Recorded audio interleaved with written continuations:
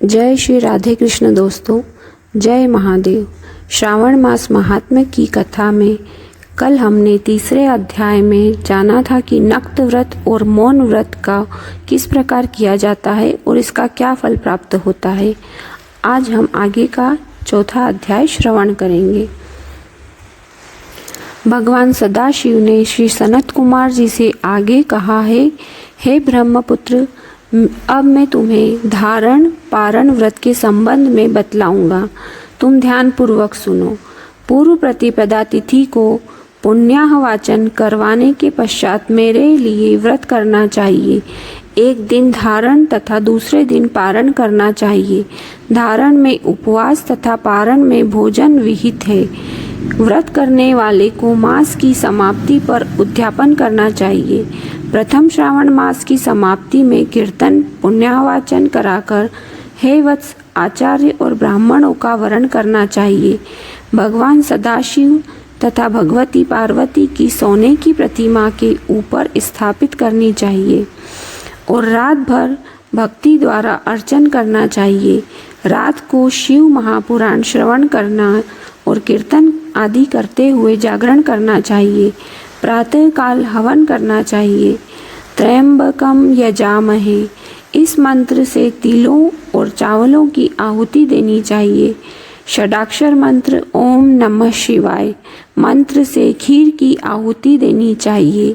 फिर पूर्णाहुति देकर शेष कार्य समाप्त करना चाहिए। ब्रह्म भोजन करवाकर आचार्य का पूजन करवाना चाहिए। हे योगीश, इस प्रकार व्रत को करने से मनुष्य ब्रह्म हत्या जैसे पापों से मुक्त हो जाता है। हे महाभाग, अब तुम श्रावण मास में उपवास की विधि सुनो। हे ब्रह्मपुत्र, स्त्री अथवा पुरुष को इस व्रत के लिए संयतात्मा एवं जितेंद्रिय होकर प्रतिपदा तिथि को प्रातः काल इस व्रत का संकल्प करना चाहिए। अमावस्या के दिन लोकोपकारी वृषभ ध्वज भगवान शंकर का षोडशोपचार से पूजन करना चाहिए। ब्राह्मणों को वस्त्र अलंकार आदि भेंट करना चाहिए। यथाशक्ति भोजन करवाकर प्रणाम कर कार्य विसर्जन करना चाहिए। इस प्रकार उपवास का व्रत मुझे प्रतिदायक 1,00,000 संख्या वाली रुद्रवर्ती विधि से करना चाहिए। हे महाभाग, ध्यान पूर्वक सुनो। यह विधि जो कि मैं तुमसे कहने जा रहा हूँ संपूर्ण सिद्धियों को देने वाली है। सादा रुई से 11 बत्तियां बनावे। मुझे प्रीति से यह बत्तियां रुद्रवर्ती के नाम से कही जाती है। श्रावण मास के प्रथम दिन इस विधि से संकल्प करें। श्रावण मास में देवों के देव महादेव हैं। मैं भक्ति से उस गौरीश की 1,00,000 बत्तियों से आरती करूँगा।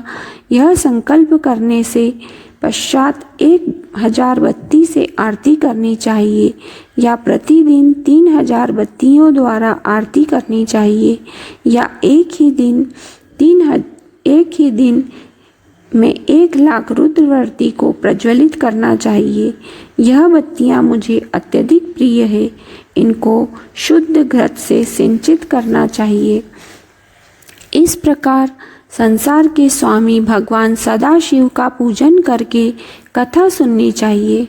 श्री सनत कुमार ने भगवान श्री सदाशिव से कहा, हे प्रभु, आप मुझे यह बतलाने की भी कृपा करें कि इस व्रत का प्रभाव क्या है, इस व्रत को किसने किया है और इस व्रत के उद्यापन की विधि क्या है। भगवान सदाशिव बोले, हे ब्रह्मा के सुपुत्र, मैं अब तुम्हारे सम्मुख इस व्रत को कहूँगा। ध्यान पूर्वक सुनो। यह व्रत सब व्रतों में श्रेष्ठ तथा महान पुण्य प्रदान करने वाला है। साथ ही संपूर्ण पाप ताप को भी हरने वाला है।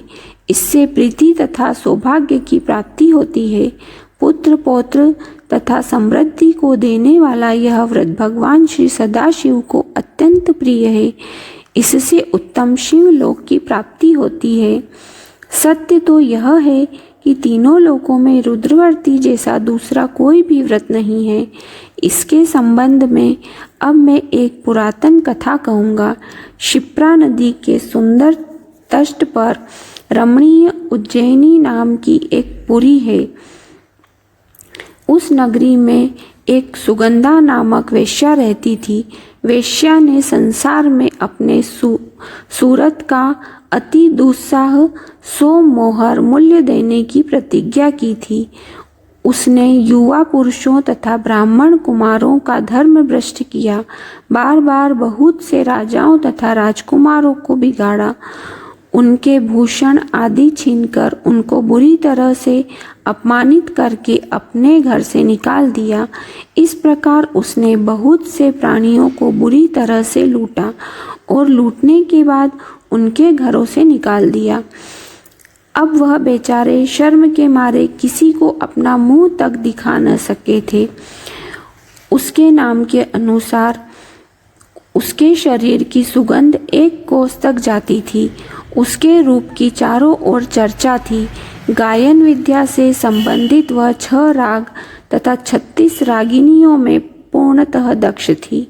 वह रंभा और देवांगनाओं से भी नृत्य अच्छा जानती थी।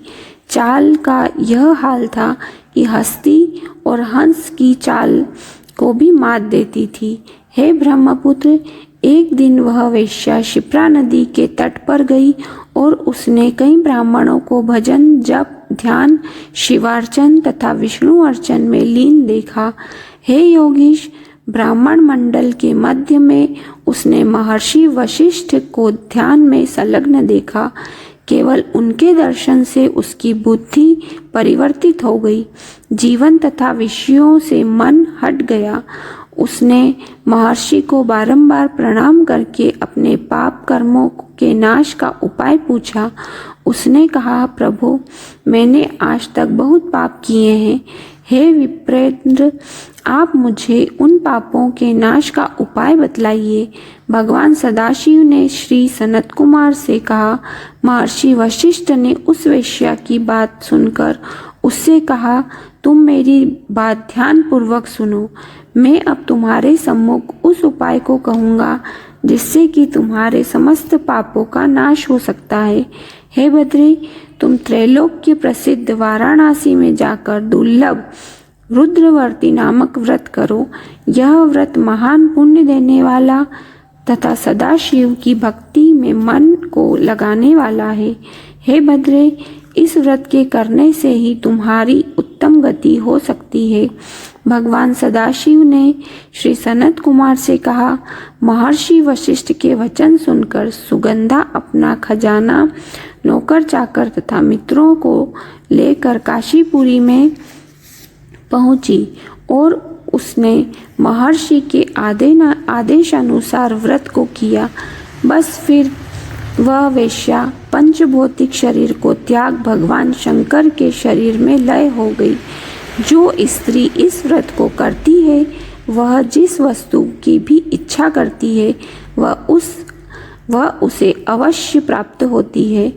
हे सनत कुमार, अब तुम माणिक वर्तियों का महात्म्य सुनो। माणिक वर्तियों का व्रत करने से स्त्री मेरे अर्धासन की भागीदारी होती है। वह स्त्री महाप्रलय के अंत तक मेरी प्रिया होकर निवास करती है। अब हे मुने, मैं व्रत पूर्ति के लिए इसकी व्रतोद्यापन विधि बतलाऊंगा। मनुष्य को चाहिए कि पार्वती सहित भगवान श्री सदाशिव की प्रतिमा को स्थापित करे। भगवान सदाशिव की प्रतिमा सोने की तथा नंदी की प्रतिमा चांदी की होनी चाहिए। यथाविधि पूर्वक पूजन करके रात्रि में जागना चाहिए। प्रातः काल नदी में स्नान करना चाहिए। भक्ति द्वारा आचार्य का वरण करना चाहिए। 11 ब्राह्मणों द्वारा घी, पायस एवं बिल्व हवन करना चाहिए अथवा रुद्रसूत, रुद्र गायत्री या मूल मंत्र द्वारा हवन करना चाहिए। पूर्णाहुति कर आचार्य आदि की पूजा करके 11 सपत्नीक श्रेष्ठ ब्राह्मणों को भोजन करवाना चाहिए। इस प्रकार जो भी स्त्री व्रत करती है वह संपूर्ण पापों से मुक्त हो जाती है। यथाविधि कथा सुनकर स्थापित सामग्री, घट, प्रतिमा आदि आचार्य को समर्पित करनी चाहिए। जो ऐसा करता है उसे 1000 अश्वमेध यज्ञ के फल की प्राप्ति होती है। जय काशी विश्वनाथ भगवान की जय।